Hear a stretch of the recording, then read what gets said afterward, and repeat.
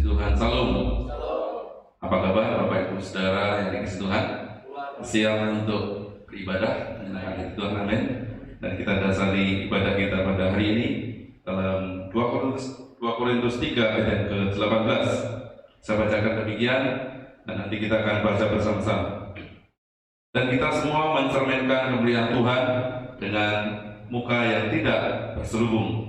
Dan karena kemuliaan itu datangnya dari Tuhan yang adalah Roh, maka kita diubah menjadi serupa dengan gambarnya dalam kemuliaan yang semakin besar. Mari kita baca bersama-sama. 2, 3. Dan kita semua mencerminkan kemuliaan Tuhan dengan muka yang tidak berselubung. Dan karena kemuliaan itu datangnya dari Tuhan yang adalah Roh, maka kita diubah menjadi serupa dengan gambarnya dalam kemuliaan yang semakin besar. Biarlah ibadah ini mampu membuat kita berubah karena Roh Allah dan kita mencerminkan kemuliaan Tuhan. Kita berdoa. Dalam nama Bapa, Putra dan Roh Kudus, demi nama Tuhan Yesus Kristus, kami serahkan ibadah kami dari awal hingga selesainya. Nama Tuhan Yesus ditinggikan di tempat ini.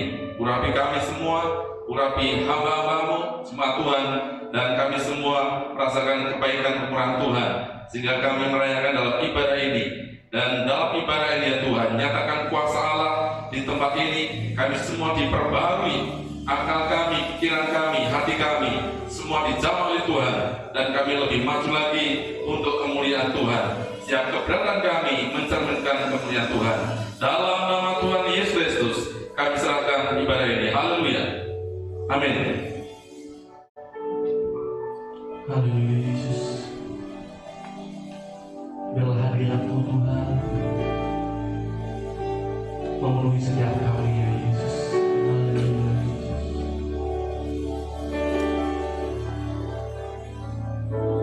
Saat ini ku berhadapan denganmu, memandang wajah-Mu, Yesus kekasih jiwaku.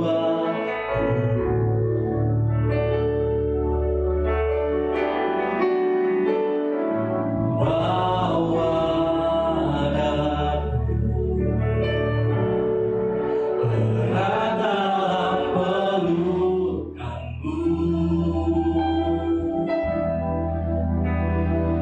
menikmati kasih dan indahnya hadirat-Mu.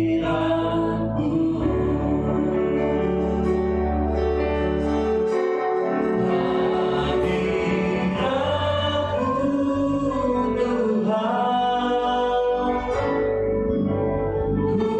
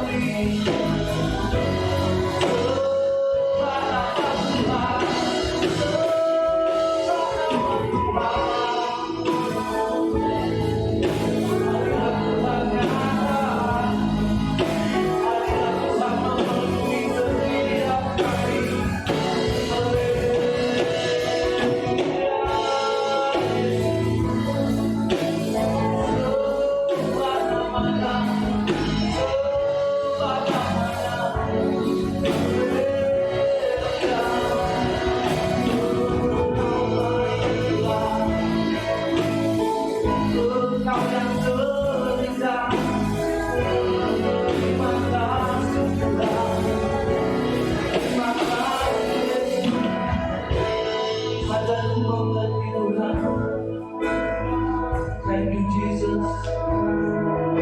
Hallelujah, Yesus.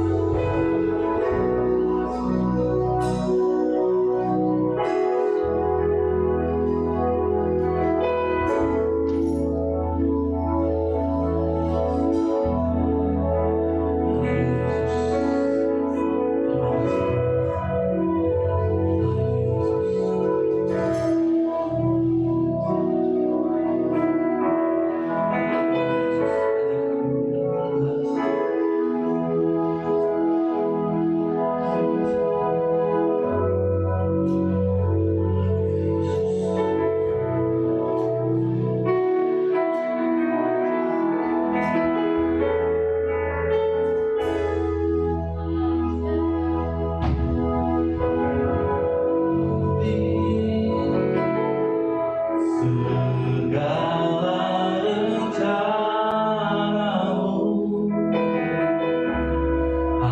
ajarku berserah hanya padamu.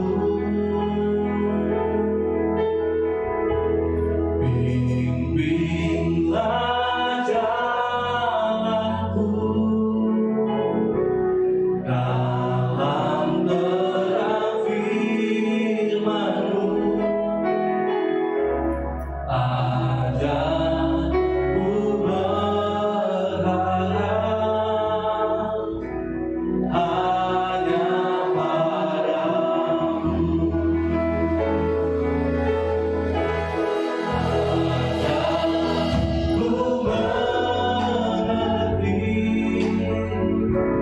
segala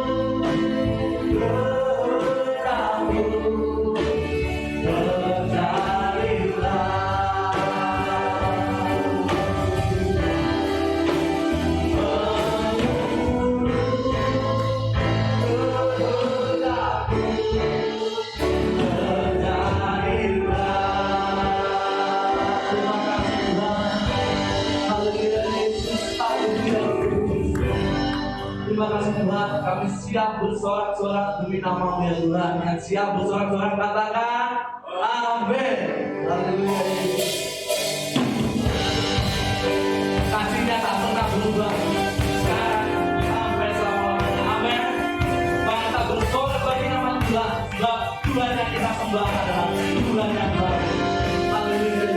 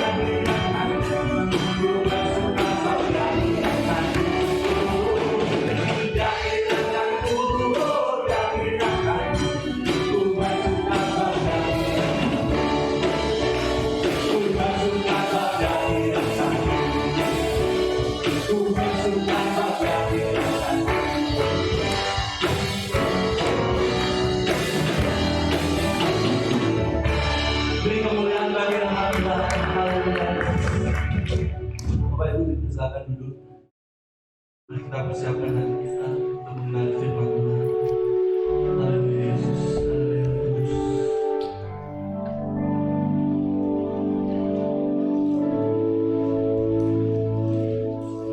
Biru sayang haus, rindu aliran sungaimu.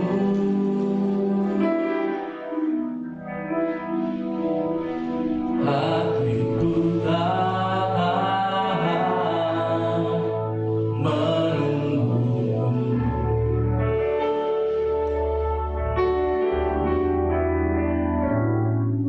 Bagai tanah gersang menanti datangnya hujan.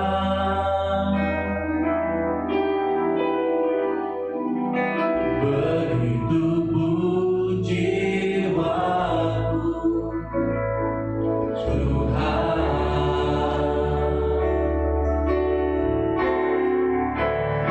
Hanya Engkau,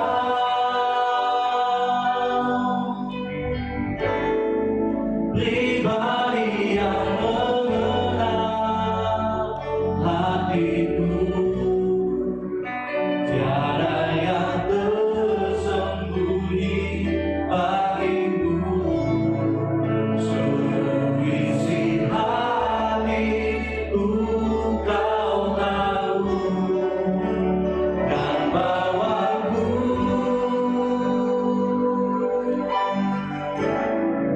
untuk lebih dekat lagi padamu. Tinggal dalam indahnya dekapan kasih-Mu.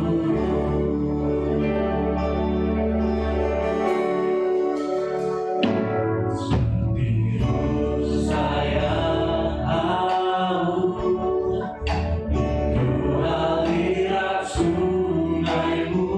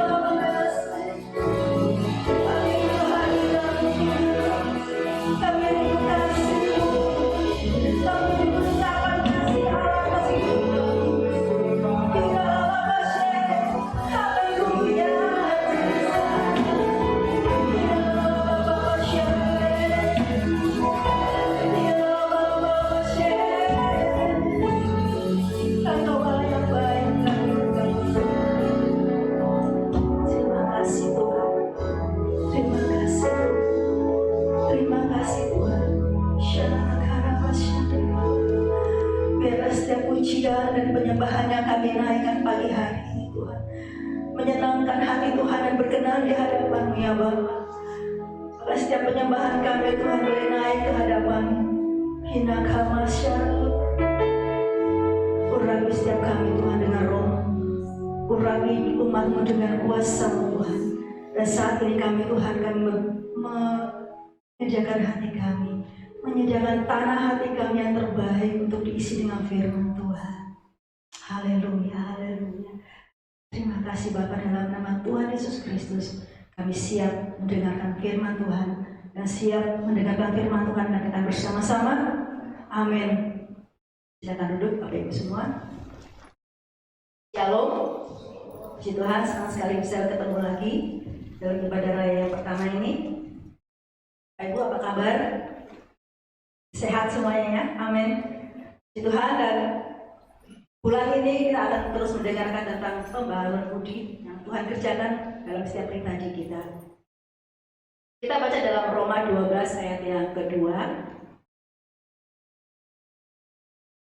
Janganlah kamu menjadi serupa dengan dunia ini, tetapi berubahlah oleh pembaharuan budimu, sehingga kamu dapat membedakan manakah kehendak Allah, apa yang baik, yang berkenan kepada Allah, dan yang sempurna. Saya akan membawa kita dalam versi yang berbeda pada pagi hari ini. Biarlah kita semakin kaya akan firman Tuhan, amin. Dalam versi yang mudah dimengerti, saya akan sampaikan dalam Roma 12 ayat kedua ini. Dikatakan, jangan mengubah dirimu menjadi seperti orang di dunia ini, tetapi biarlah Allah mengubah bagian dalam dirimu dengan cara berpikir yang baru. Jadi kamu mampu memutuskan dan menerima yang dikehendaki Allah bagimu. Kamu akan dapat mengerti yang baik dan yang menyenangkan baginya dan yang sempurna. Bapak Ibu, pembaruan budi atau pembaruan cara berpikir kita akan terjadi kalau kita mendekat dengan Tuhan.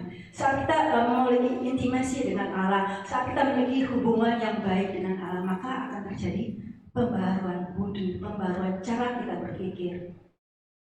Mengikut Tuhan bukan berarti kita jadi orang suci, Bapak Ibu. Bukan otomatis kita langsung jadi orang yang kudus. Ya. Dunia selalu punya cara untuk membawa kita menjadi sama dengan mereka. Dunia berusaha untuk menarik kita keluar dari rencana Allah yang mulia dalam hidup kita. Dunia dengan segala cara membawa kita untuk keluar dari rencana Tuhan. Bapak Ibu, yang dimaksud oleh Rasul Paulus di sini tentang kata dunia adalah jalan hidup yang jahat, yang berdosa di hadapan Tuhan, cara pandang yang bertentangan dengan kehendak Tuhan. Itu yang dinamakan, yang dimaksud oleh Rasul Paulus tentang dunia, yaitu bahwa cara pandang yang bertentangan dengan firman Tuhan, jalan hidup yang jahat, yang berdosa di hadapan Tuhan, itu adalah yang dikatakan oleh Rasul Paulus tentang dunia. Kita tinggal di dunia, benar? Kita ada di dunia ini, tetapi kita kata firman Tuhan, kita nggak boleh sama dengan dunia ini tentang dosa. ya.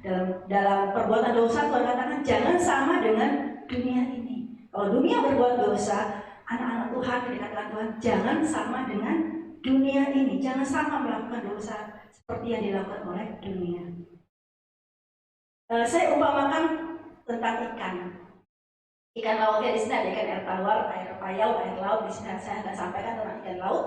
Bagaimana ikan laut itu hidup di laut yang sangat asin, tetapi Bapak Ibu tahu bahwa kita makan ikan laut nggak ada asin-asinnya kalau nggak dikasih garam benar.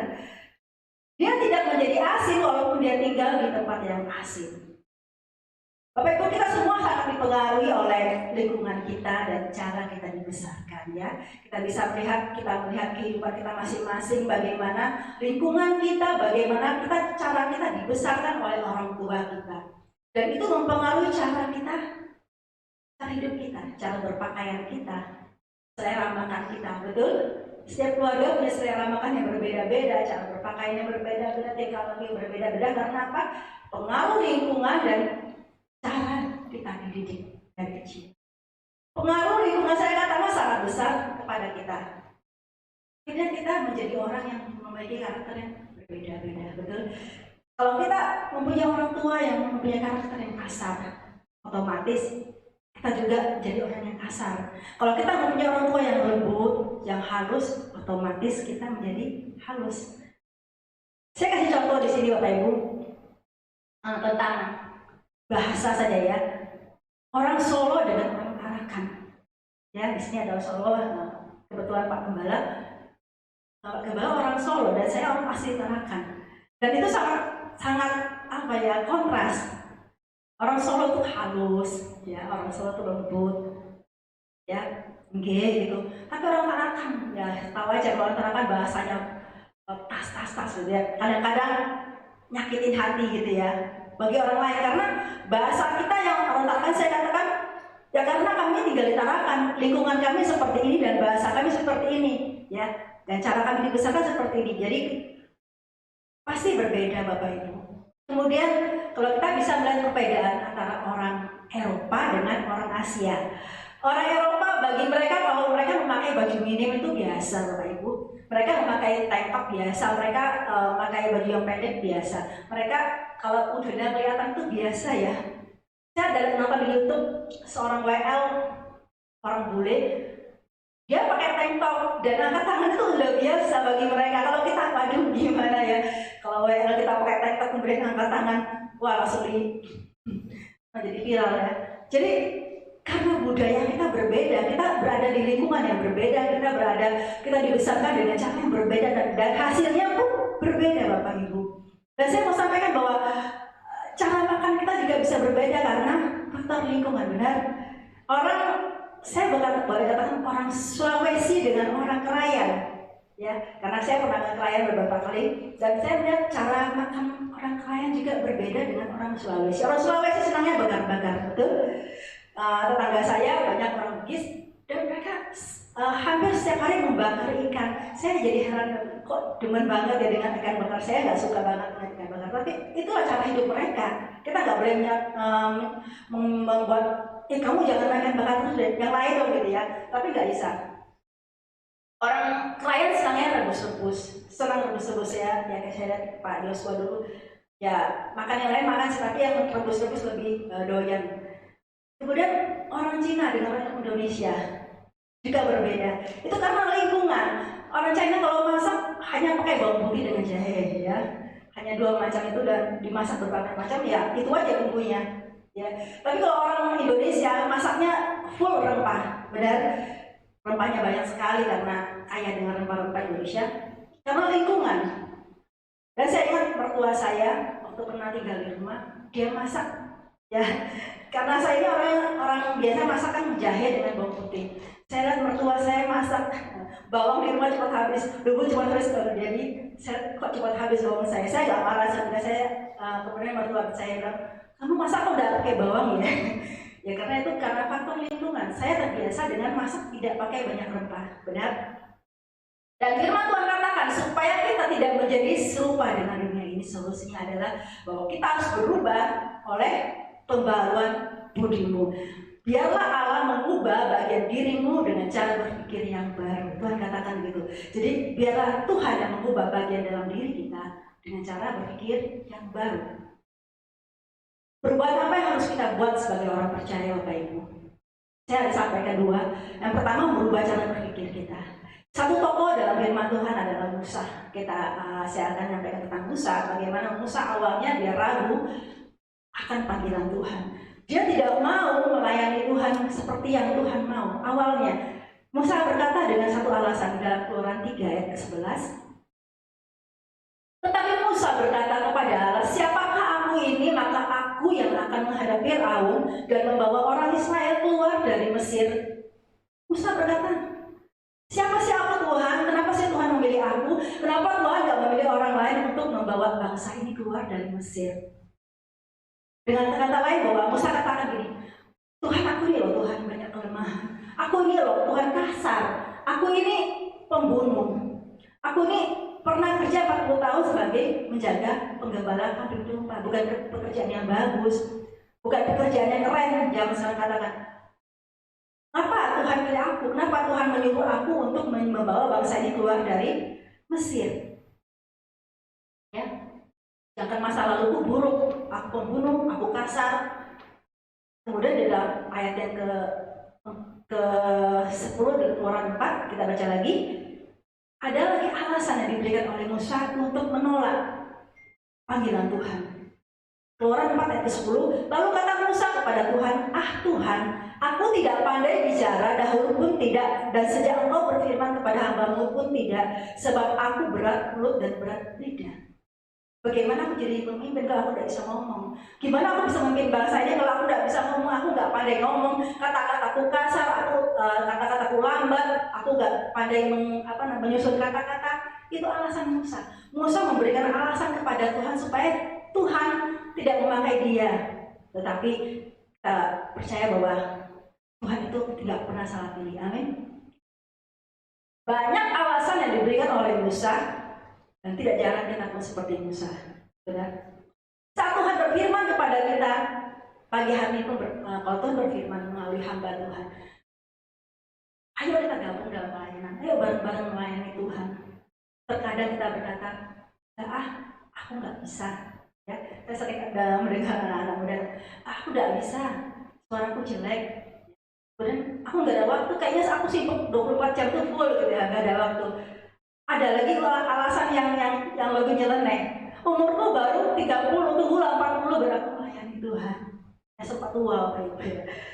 Alasan-alasan itu diberikan untuk apa? Untuk menolak pelayanan, seperti yang dilakukan oleh Musa.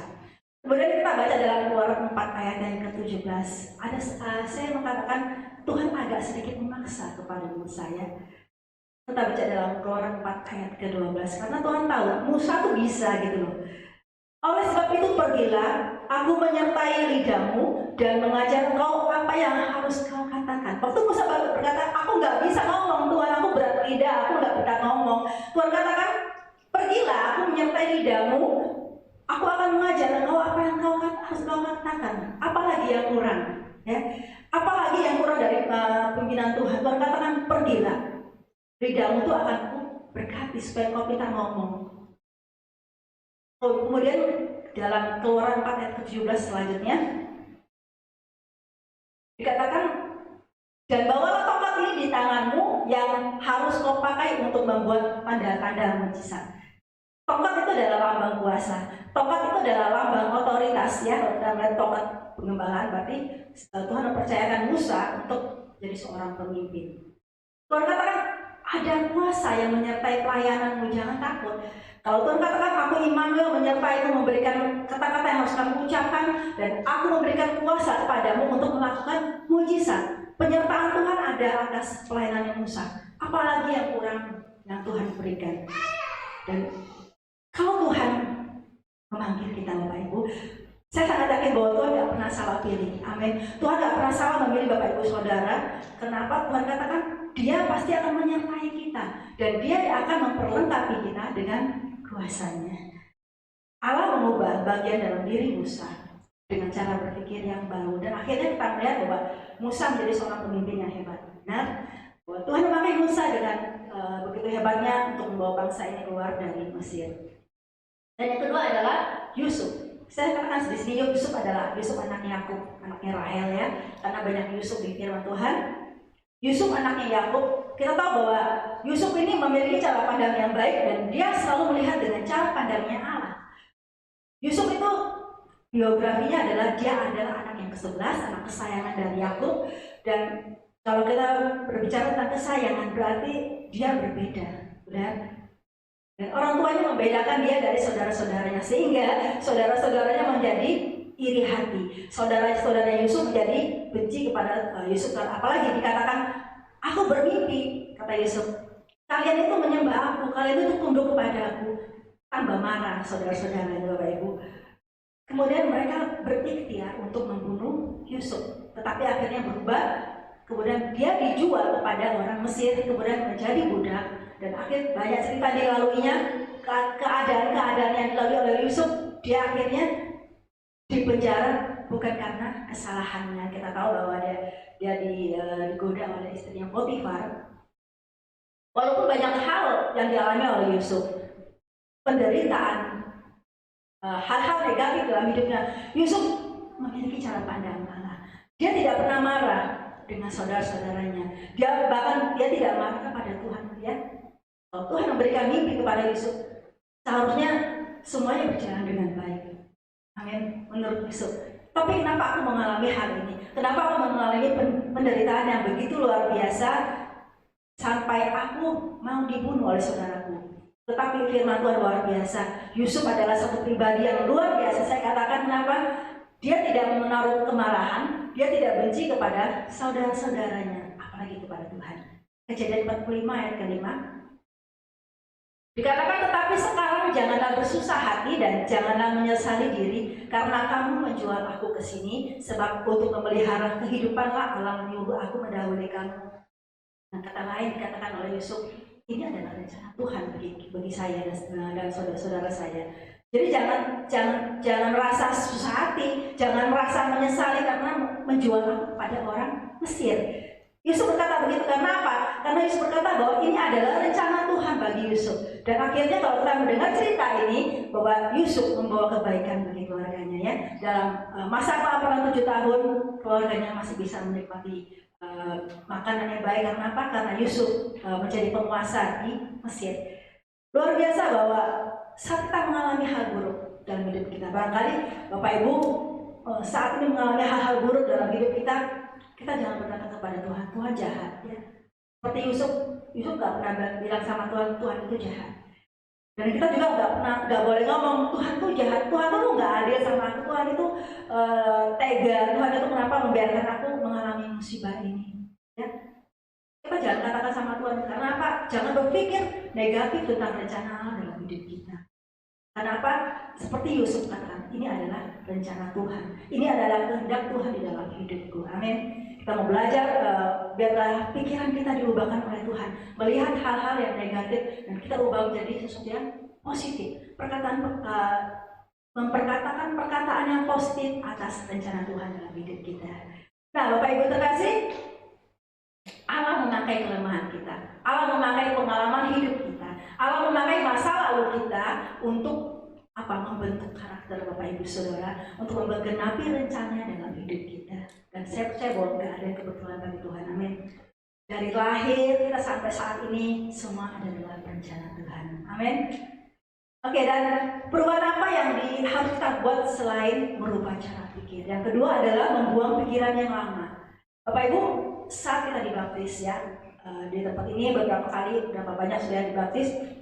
Dan saat kita percaya sepenuhnya kepada kasih Kristus, kita nggak hanya berhenti di situ saja, kita nggak stop di situ di dalam kehidupan kita hanya percaya kepada Tuhan, tetapi hari demi hari kita harus mengadakan yang namanya pembaharuan budi, perubahan ke arah yang lebih baik. Kita harus menuju kepada yang namanya kesempurnaan. Amin.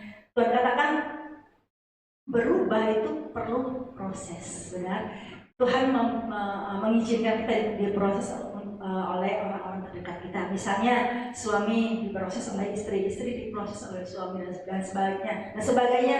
Kenapa? Sesuatu kalau tidak melewati namanya proses itu tidak akan baik. Ya, Tuhan membiarkan kita mengalami proses supaya apa? Kita terbentuk karakter kita. Amin. Dan kita baca lagi dalam Efesus 4 ayat 23 sampai 32. Ini agak panjang Bapak Ibu, kita bisa simak bersama-sama. Sampai ayat ke-32, Efesus 4 ayat ke-23. Supaya kamu dibaharui dalam roh dan pikiranmu dan mengenakan manusia baru yang telah diciptakan menurut kehendak Allah di dalam kebenaran dan kekudusan yang sesungguhnya. Karena itu buanglah dusta dan berkatalah benar seorang kepada yang lain, karena kita adalah sesama anggota. Apabila kamu menjadi marah, janganlah kamu berbuat dosa, janganlah matahari terbenam sebelum padam amarahmu, dan janganlah beri kesempatan kepada iblis.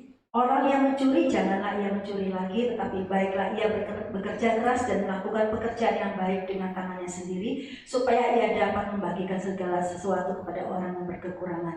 Janganlah ada perkataan kotor keluar dari mulutmu, tetapi pakailah perkataan yang baik untuk membangun, di mana perlu, supaya mereka yang mendengarnya beroleh kasih karunia. Dan janganlah kamu mendukakan Roh Kudus Allah yang telah memeteraikan kamu menjelang hari penyelamatan. Segala kepahitan, kegeraman, kemarahan, pertikaian, dan fitnah dapat dibuang dari antara kamu, demikian pula segala kejahatan. Tetapi hendaklah kamu ramah seorang terhadap yang lain, penuh kasih mesra dan saling mengampuni, sebagaimana Allah dalam Kristus telah mengampuni kamu. Ini adalah hal-hal yang harus kita tanggalkan. Tuhan katakan kita harus menanggalkan manusia lama, kita harus menanggalkan tabiat-tabiat lama kita. Kalau kita membaca, kalau kita memiliki Alkitab elektronik ini, Bapak Ibu bisa klik kata buanglah, kita ketik klik buanglah, di sana akan muncul banyak sekali ayat firman Tuhan. Apa saja yang harus kita buang dalam hidup kita supaya kita menjadi sempurna seperti Yesus. Ada banyak hal yang dalam hidup kita yang Tuhan tidak ingin kita kerjakan. Supaya apa? Supaya kita semakin hari semakin baik, semakin hari semakin mendekati yang namanya sempurna, menjadi seperti Kristus. Jadi buanglah, Tuhan katakan buanglah semua kedustaan, kepahitan, kegeraman. Pokoknya segala hal yang tidak berkenan kepada Tuhan, Tuhan katakan itu dibuang. Amin. 1 Korintus 5 ayat yang ke-7. Buanglah ragi yang lama itu supaya kamu menjadi adonan yang baru, sebab kamu memang tidak beragi. 1 Korintus 5 ayat yang ke-7. Tuhan katakan buanglah ragi yang lama itu supaya kamu menjadi adonan yang baru, sebab memang kamu tidak beragi. Artinya Tuhan katakan buanglah ragi yang lama itu, yaitu ragi dosa. Ragi dosa yang ada dalam hidup kita saat kita belum menerima Tuhan. Tuhan katakan buang itu supaya apa? Supaya kita menjadi adonan yang baru. Sesuatu yang baru, dikata oleh hamba Tuhan, memang menyenangkan, benar. Kalau kita menjadi adonan yang baru, maka gak ada lagi ragi dosa yang lama yang tinggal dalam hidup kita. Kita semakin baru, menjadi orang yang dibaharui oleh Tuhan dalam pikiran kita, dalam hati kita. Itu kalau kita buang. Kalau enggak, kita tetap memiliki ragi yang lama dan kita akan terus harus diproses oleh Tuhan. Tuhan memberikan kita otak, ya. Kita percaya bahwa setiap kita yang lahir pasti memiliki namanya otak, pikiran. Semua manusia diberikan Tuhan otak. Tidak pernah Tuhan menciptakan manusia lupa dengan memberikan otak, enggak ya? Kita semua punya pikiran. Tuhan katakan isilah pikiran kita, masukkan pikiran kita dengan hal yang baik. Ya, karena di sekitar kita banyak sekali tawaran. Di handphone aja tawaran-tawaran nggak baik banyak sekali. Masukkan pikiran kita dengan hal-hal yang baik, dengan hal-hal yang positif. Kita tahu bahwa pikiran kita adalah medan peperangan yang sering dimanfaatkan iblis untuk menyerang kita, benar? Pikiran kita sering diserang oleh iblis karena ini tempat yang paling empuk, gampang sekali. Kalau kita nggak isi dengan hal-hal yang baik, maka kita gampang sekali terjerumus. Kalau kita memasukkan pikiran negatif ke dalam pikiran kita, maka yang keluar adalah perkataan negatif, perbuatan negatif. Karena apa? Kita sudah memasukkan hal-hal yang tidak baik ke dalam pikiran kita. Filipi 4 ayat 8. Jadi akhirnya saudara-saudara, semua yang benar, semua yang mulia, semua yang adil, semua yang suci, semua yang manis, semua yang sedap dengar, semua yang disebut kebajikan dan patut dipuji, pikirkanlah semuanya itu. Firman Tuhan berkata bahwa apa yang baik, apa yang suci, apa yang adil, yang semua yang baik, yang enak didengar tuh masukkan semua ke dalam pikiranmu. Jangan masukkan yang hal-hal yang negatif. Benar? Isilah pikiran kita dengan hal-hal yang bermanfaat, yang bernilai, hal-hal yang terhormat. Jangan isi pikiran kita dengan sampah. Jangan isi pikiran kita dengan hal-hal yang kotor, dengan hal-hal yang busuk. Karena apa? Kalau kita mengisi pikiran kita dengan hal-hal yang kotor, yang sampah, itu akan merusak seluruh hidup kita. Dan sadar gak sadar pelan-pelan akan merusak hidup kita. Kemudian akan merusak citra diri kita, akan merusak integritas kita, cara pandang, cara berpikir, dan cara berkata-kata kita akan rusak kalau pikiran kita kotor. Kalau pikiran kita mengisi sampah. Jadi pikiran kita menentukan perkataan dan perbuatan kita. Kalau pikiran kita negatif, yang keluar adalah perkataan negatif dan perbuatan negatif. Kalau pikiran kita positif, maka yang keluar adalah perbuatan positif dan perkataan yang positif. Ada satu ilustrasi. Ada dua orang yang lagi bergosip. Ya, biasanya suka gosip itu ibu-ibu ya, wanita. Mereka berkata berdua gini, tahu nggak? Si A itu loh, dia itu sebenarnya hanya sebagai pendeta, tapi kamu lihat rumahnya 4 tingkat seperti villa, dan tahu nggak itu orangnya luar biasa. Jangan-jangan, ya. Ini gosip nggak pernah ngomong yang positif, benar? Jangan-jangan dia makan uang jemaat, jangan-jangan dia minta dengan jemaat yang kaya, jangan-jangan mobil yang diparkir itu bukan mobil hasil ini. Kemudian banyak kata-kata yang keluar, ini gosip. Orang yang memiliki pikiran negatif, pasti perkataannya negatif. Belum tentu yang dikatakan itu benar, Bapak Ibu, benar. Orang yang sering berkata-kata negatif adalah orang yang sering mengisi pikirannya dengan hal-hal yang kotor, hal-hal sampah. Kita harus belajar membuang tabiat lama kita, membuang ragi yang lama itu memang tidak mudah.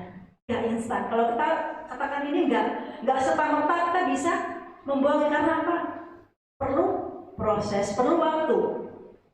Tetapi kalau kita membangun intimasi dengan Allah, kita dekat dengan Tuhan, kemudian kita merenungkan firman Tuhan dan menghidupkan firman itu dalam hidup kita, maka pikiran negatif akan Tuhan ubah menjadi positif. Ayat yang terakhir dalam Yosua 1:8, saya sudah mempunyai musik. Kita bersiap-siap untuk menyembah Tuhan. Yosua 1 ayat ke-8. Janganlah engkau lupa memperkatakan kitab Taurat ini, tetapi renungkanlah itu siang dan malam, supaya engkau bertindak hati-hati. Kita garis bawahi, supaya engkau bertindak hati-hati sesuai dengan segala yang tertulis di dalamnya, sebab dengan demikian perjalananmu akan berhasil dan engkau akan beruntung. Jika engkau melakukannya, kata Tuhan, engkau akan bijaksana. Jika engkau melakukan firman Tuhan, maka engkau akan bertindak hati-hati. Kalau firman itu ada dalam hidup kita, kita menghidupkan firman itu, maka dia akan menjadi orang yang melakukannya segala sesuatu dengan hati-hati.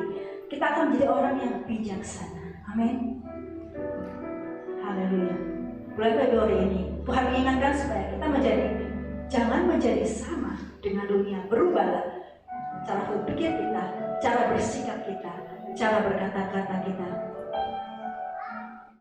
sehingga kita melakukan yang baik bagi Tuhan dan bagi orang-orang di sekitar kita. Intimasi dengan Tuhan, baca firman Tuhan, renungkan firman Tuhan, dan hidupkan firman Tuhan dalam hidup kita. Maka Allah akan mengubah pikiran kita, hati kita menjadi semakin sempurna. Tuhan semua berkati. Haleluya. Kita pujian, pulihkan hatiku dengan kasih-Mu Tuhan. Kita berdiri sama-sama Bapak Ibu.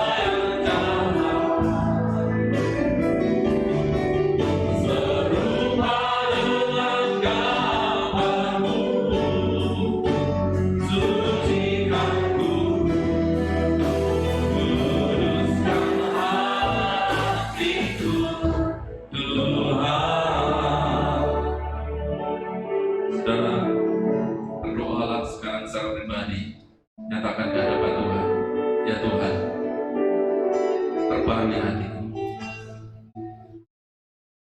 Bebaskan dari hal-hal yang jahat.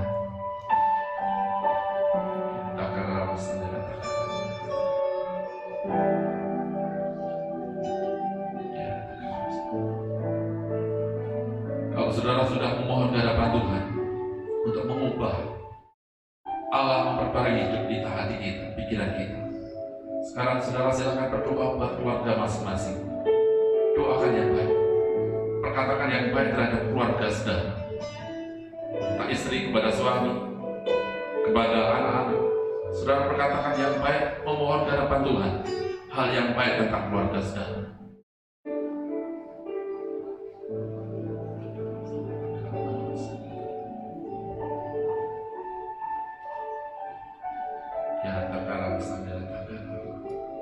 Kami bersyukur ke hadapan Tuhan. Kalau Tuhan terus memperbarui hidup kami, hati kami, kiranya Roh Allah, Roh Kudus yang kuat itu berkarya dahsyat atas hidup kami, membentuk hati kami, pikiran kami menuju kepada kesempurnaan serupa dengan gambar Tuhan. Kami mohon ke hadapan Tuhan, mampukan kami, perlengkapi kami ya Roh Kudus. Kami bersyukur buat firman Tuhan. Kami pulang dari ibadah ini, kami keluar dari gereja ini nanti, kami diteguhkan karena Roh Allah ada pada kami. Kami senantiasa memperoleh sesuatu yang baru dari Tuhan, dan kami jadi berkat bagi banyak orang. Kami berdoa ya Tuhan pada hamba yang sudah menyampaikan kebenaran firman Allah, pengurapan secara khusus hikmat datang dari Tuhan melimpah-limpah. Kami bersyukur karena kami diberkati oleh Tuhan, dan tiba saatnya kami akan berikan persembahan sebagai rasa syukur kami. Kami serahkan dengan penuh sukacita dalam nama Tuhan Yesus Kristus. Kami berdoa dan siap memberikan persembahan yang baik bagi Tuhan. Mari yang siap memberikan persembahan dan diberkati Tuhan bersama-sama katakan amin. Silakan duduk saudara, kita berikan persembahan.